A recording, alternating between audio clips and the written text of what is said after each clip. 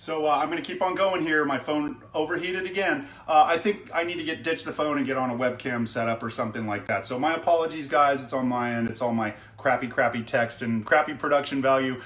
Just a cook here, guys, and try to figure it out. But hey, this is some quality fake television. It wouldn't be fake TV without poor production quality. So let's do another one of these, and we'll get back to this sauce. Sorry about that, guys. That is a beautiful one. We pour another one before I need to, before the phone melts down. Okay, so I'm keeping this phone away from the stove, that's for sure. You're gonna get the distance shots here, and I'll just try and come over here and show it to you. I've got our sauce up to a boil, and I'm cranking it. And I'm gonna kind of move it aside, so again, it pushes my fat and impurities over to the other side. And then I move in with a spoon, and I can kind of corral any excess fat and skin or scum or anything else that might be in my pot. And that's kind of what I wanted to show you. There's still some fat there, but most everything else is done. And there we go. Now, the next thing I'm going to do is, we're going to say this sauce is a little bit on the thin side. I'm not quite so sure I dislike this sauce. Around the house, that's a fine sauce, but in a restaurant, on a restaurant plate, that would be slightly thin, and on a banquet plate, I would need it a lot thicker, okay? So what I'm going to do is I'm going to thicken it now, and then I'm going to add it into the pot with all the chicken. I'm going to bring everything up together so those flavors get a chance to blend. It's going to simmer for about 3 minutes, and that is going to be about the best potted chicken you've ever tasted in your life, okay? So let me go ahead and get to work on this sauce. When I am adding, I've got some chicken blood here that we harvested the other day when we processed this rooster on a small farm. I am turning my heat down. I just had it a boil. I'm turning my heat down. I'm going to stand by with a whisk, and I'm going to whisk this in as I drizzle it in. This is going to thicken my sauce. Oh boy, I'm kind of stuck. Boy, if I can get this lid off of here, I didn't anticipate that. I think Amy Grabish put this lid on too tight for me. Oh my. I didn't anticipate that. Hope we can get this jar open. It was sealed with blood, and protein's very sticky. Let me see if I've got a jar jack here. Oh dear. It is? Maybe this will help.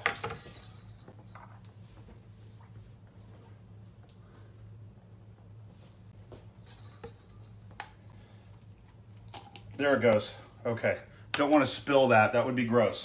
Okay, so I've got the jar here with the blood in it. It turned a little bit black overnight just because of the acid. We put it in a little vinegar, as I said. I turned off the heat, and I'm going to drizzle a little bit of this in, and I'm treating it much like I would a cornstarch slurry. So I put in about a tablespoon of that, and I'm going to set that down someplace not gross. And I'm going to turn up that heat. And as that blood coagulates, it's going to thicken slightly. We'll see a little bit more thickening here. This is very old school stuff. Again, back in the day, you didn't want to just throw blood away. You could use it in cooking. No one has had a pot of coq au vin like this in ages, I'm sure. It's not your everyday thing. And yes, I can see that this is slightly thicker. I'm afraid to get over here with you guys. That vinegar also kept it from, as I said, it keeps it from coagulating, so it's not clumping up in my sauce. And it's a little bit thicker. It most definitely is. It's really tough to tell the thickness of a sauce without actually getting in there and touching it. I'm gonna do that one more time and make it slightly thicker. So again, turn off the heat, no boil while you're doing this. And I'm just gonna do another tablespoon. I did that extra one for my wife. She likes extra blood in there. And then on with the heat again. And I think I'll get rid of the whisk. And I bet you this is going to take it all the way. I don't want to make it too thick. I really don't like thick sauces. Now, we haven't really tasted this. I was tasting as it was cooking. This chicken blood, remember, we want to get it to a full boil. We're also going to get this pot up to a boil as well. I checked the grits when the camera last melted down. And the grits are fine. They've got a nice smooth taste on the palate. They're not sticking to my teeth, so that's what I'm looking for. So I'm going to go ahead and use this spoon for a taste.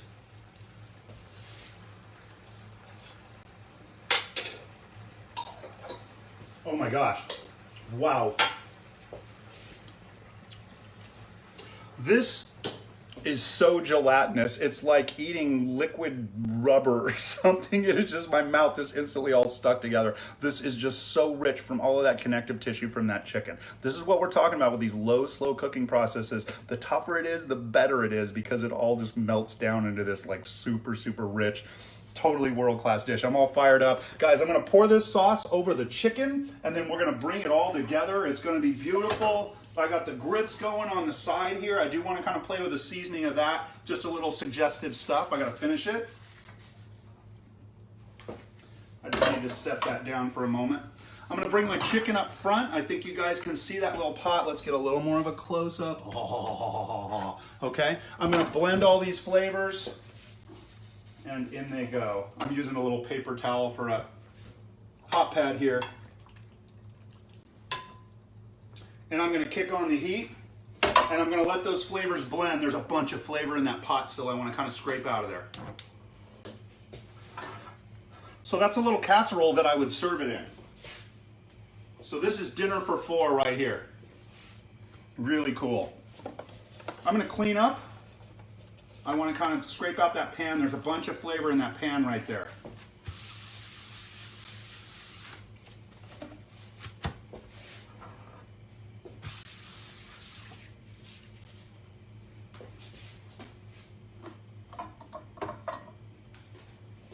I've got a little rubber spatula, spoonchula, my friend. All of this stuff is flavor. So gelatinous. Wow. So cool.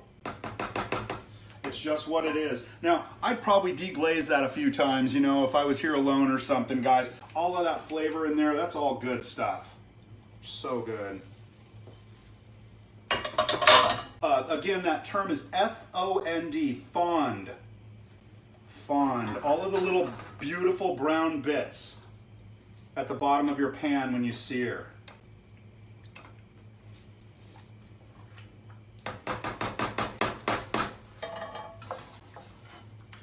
I'm going to let that simmer over here, just on a low flame. And I'm going to finish these grits. Finish your grits.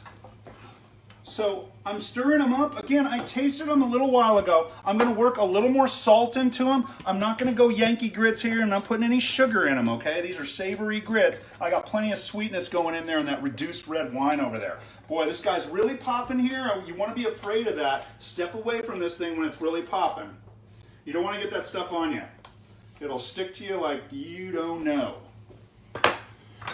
Okay. So I needed to do that. I'm going to work a little nutmeg into this. Really, really mild background flavors. Very, very French, very European. It's going to kind of work with things. I don't know if you guys have heard about it. Are you guys doing the nutmeg challenge? You know, the Gwyneth Paltrow nutmeg challenge, okay? Don't worry, it's just like, you just use up your nutmeg to as small of a piece as possible, okay? See how small you can get it, okay? So I'm going to do the nutmeg challenge here and just keep on working this nut down there. I am just making this guy tinier and tinier as I go. I can barely hold on to it. It's a nutmeg challenge. Hashtag nutmeg challenge. Let me turn this down a little bit. My pot's bubbling a little bit. Bubbling, buddy. Looking real good. A little more of that nutmeg. I kind of like it. Nice little background flavor. Kind of makes people wonder what the heck's going on in there. All right. So tiny. Look how little. Nutmeg challenge. How little can I go? Those flavors on that back burner over there are just blending right now. So in goes this nutmeg. I'm going to check my flavors again. Wrong. Over here. Looking for a spoon in there. There we go.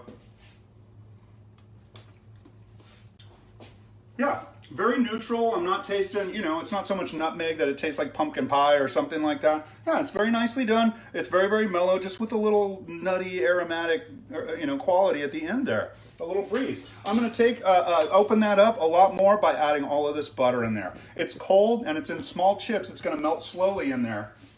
but because it's small, each chip will melt slowly, but because they're cold, they'll melt, they won't melt too quickly. They will kind of blend better. So they're going pretty quick, actually. My butter heated up. And I'm off the fire now, I should mention. Whenever you go with the butter, no heat. If you boil it now, once the butter's in now, the butter cooks out of it and comes to the top like a grease slick. So the grits are done. I'm going to get one more taste of that. And sometimes I'll use the back of the spoon. Wow.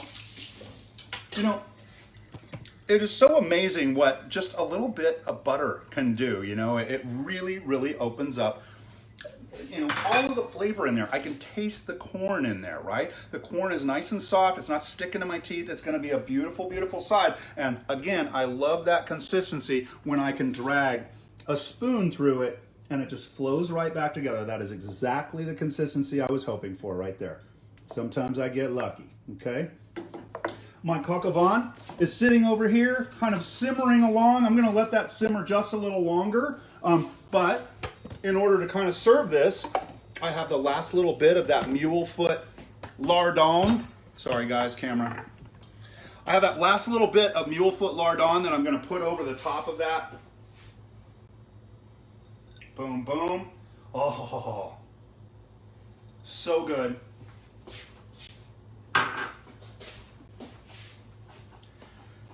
And I've just got some baby thyme leaves, okay? I wanted to just kind of pick them and drop them around. I don't want like whole sprigs on there, but just tiny, tiny little thyme leaves. There's also some thyme flower there. So just tiny, tiny pieces. Just out of my garden. No stems. Just trying to make it beautiful. And these little thyme leaves are fresh thyme, which is kind of spicy and peppery, you know, if you've ever bitten into a fresh thyme leaf. And so you'll run into these fresh ones every now and then. The other thyme I had has been cooked into it. It's got a different flavor profile. These little fresh ones at the end, you know, thyme is bitter. Thyme's a bitter herb. It's not sweet like basil or mint. So you get these little peppery effects as you're eating through it. And your guest will be kind of wondering, oh, what is it? What did I just bite into? What was that? Oh, maybe it was thyme. I kind of recognize that. And then they're thinking, gosh, my host is such a badass. Whoever was cooking this is so freaking cool. And we are almost ready to take a look at this, guys. We'll sum up our day, talk about what you guys saw from start to finish. And then it's time for Mrs. Nelson to enjoy. So, take a look at that, okay? You can see the bacon on top, hopefully, those little thyme leaves. I don't like this one, it's too big. I'll get rid of that one. But you can see those onions poking through, and any mushrooms are kind of blended in just because it's all so dark, rich, and mysterious. Looking at that thing just gives me warm fuzzies. I can feel it on the back of my neck right now. It's just beautiful, right? Chris Navarrete is wondering if we can sous vide it. We can sous vide anything, right? You can totally do all this. And sous vide as well, you need to do maybe searing ahead of time to really develop those flavors, probably, I would think. But yeah, you can kind of try reverse sear. Anything we're talking about, you can vary it however you want, right? Again, here are those grits that are going to be served on the side. I'm just going to go ahead and keep a lid on those guys so they don't dry out on top. Sometimes what I will do also to kind of keep them from developing a skin is I just put just a little water on the surface, and that's when I throw a lid on there, which I had a minute ago. Let me grab that. And that'll keep that from developing that skin. So just a little water on top. And these grits are looking great, okay? So, what did we just see? Over Wednesday and Friday today, we saw a multi-part story about taking a rooster, processing it on a small farm in a natural and humane way. We brought that rooster home today, and we started a coq au vin at 10 this morning. It has been braising and braising because it was such a tough and stringy rooster. It was like unbelievable. I've never seen one like it. This was such a cool experience for me, okay? But we braised it and braised it low and slow until all of that tough, stringy toughness in that bird cooked down into gelatin. And this is about the stickiest pot of stew I've ever experienced in my life. It's quite unique, if I may say. So we saw that. We also saw a little bit of prep. We talked about rendering this morning, cutting up bacon across the grain to make lardons, and then we cooked them off. We cooked all the fat out and used that fat to cook with, and then we saved the lardons just as a nice little nibble at the end, right? It's a garnish on top, right? Let's see, we also saw how to work with pearl onions today too, okay? So tons and tons of culinary technique. That's what I am all about, okay? I'm just a guy doing this, right? I'm not hired by anybody, just a dude. I teach culinary arts at my day job, and I'm doing this now. I need to get cooking out there to the people. It makes me crazy that so many people watch this on TV but never cook for themselves, and I just want to show you how easy cooking is. I know there was a ton of stuff here. I make it look a lot more complicated than it probably is, but what I want you to look at are those smaller techniques along the way. You guys know how to start a one pot dish with some bacon now if you want to, right? You know, that kind of thing, and those ideas of long, low, slow cooking processes and all of that stuff. That's what I want you to soak up, because then later on you walk into a room full of ingredients, say it's a kitchen or something, right? You know how to put it together, right? Or you look at a recipe and kind of remember these conversations and, oh yeah, that's what that Chef Dave guy was talking about that day, right? This makes sense. And that's the great thing about cooking, is this stuff makes sense. It's all common sense stuff. None of it is rocket science. It's super easy to cook. I want people to do it, be able to feed yourself. That's my mission and goal in life, is to get you guys to know enough to feed yourselves when times are tough, right? And so I want to thank you guys again for joining me for Culinary Kitchen, Quarantine Qitchen Happy Hour. I keep messing up my name today. I want you to want to thank the last few of you for sticking around with all the technical failings and foibles. On one hand, it kind of sucks, but on the other hand, hey, I'm pretty raw, and it's kind of entertaining to watch me flail around a little bit, I'm sure, on your end of it, right? So hopefully it's not too bad. I'm going to get this stuff figured out, and if I don't, somebody will, and they'll set me straight, okay? Last thing, if you guys are enjoying these things, I got tons more over at YouTube, but you can see I'm cranking them out too almost every day. Next week, I should talk about next week. On Monday, I'm going to get a few little tasties from V. Miller Meats. I'm going to be cooking up just a quick cook steak or chop or something on Monday from V. Miller, and I'm going to start talking about potatoes, and I'm going to make a au gratin potato, a quality side, right? And so I want to kind of do that in front of you guys. I got some heavy cream for it. It's going to be really rich and not good for you, but I'm doing it anyway, okay? And then next week, we're thinking Wednesday probably, I'm going to get V. Miller in for a split screen interview, and we're going to kind of do it right this time with headphones and everything. And we're going to talk about what he does over there at V. Miller Meats, okay? So longtime friend of the show, I wanted to bring him on, and we're gonna do it up next week too, okay? So I got 2 shows in the alley for next week, okay? So please check into that, keep an eye out for it. I hope you guys enjoyed. I'm going to take one bite of this chicken in front of you guys before I go. We got to check this out, right? We got to check it out. Look at this, okay? It's beautiful. This is where we roll the credits. I'm rolling in. I'm going to grab one of these. Oh, gosh, there's a piece of thigh. Ooh, I think I got the oyster. It's the best pot. And I'm just using a knife here because it's kind of falling apart, but not. Well, I got a tiny little bite, but it truly is shredding up. It's been cooking for 4.5 hours. I've never seen anything like it. Oh my God. It's very tender. The flavor is through and through.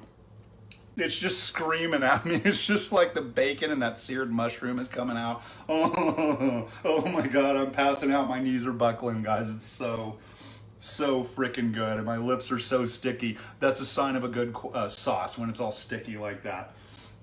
This week was so cool. I'm so stoked, guys. Bye. I'm gonna jump on this, guys. We'll see you next week or some other time. Whatever. Bye.